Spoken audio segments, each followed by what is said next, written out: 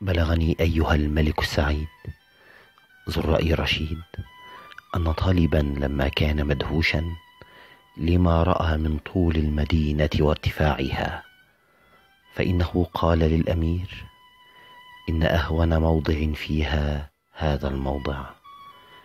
ثم إن الأمير موسى أخذ طالب بن سهل والشيخ عبد الصمد وصعد على جبل مقابلها وهو مشرف عليها.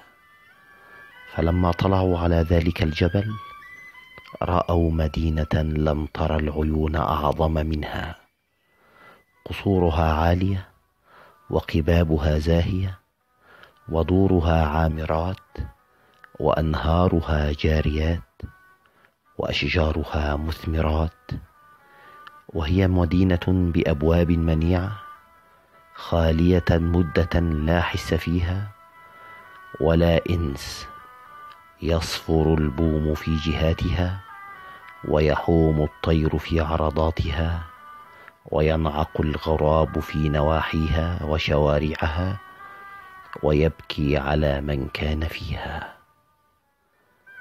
فوقف الأمير موسى يتندم على خلوها وخرابها من الأهل والقطان، وقال: سبحان من لا تغيره الدهور والأزمان، خالق الخلق بقدرته.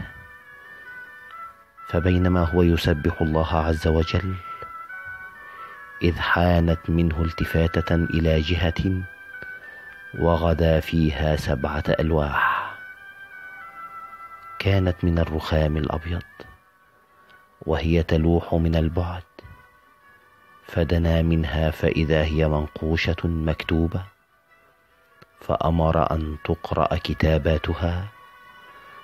فتقدم الشيخ عبد الصمد وتأملها وقرأها، فإذا فيها وعظ واعتبار وزجر لذوي الأبصار، مكتوب على اللوح الأول بالقلم اليوناني.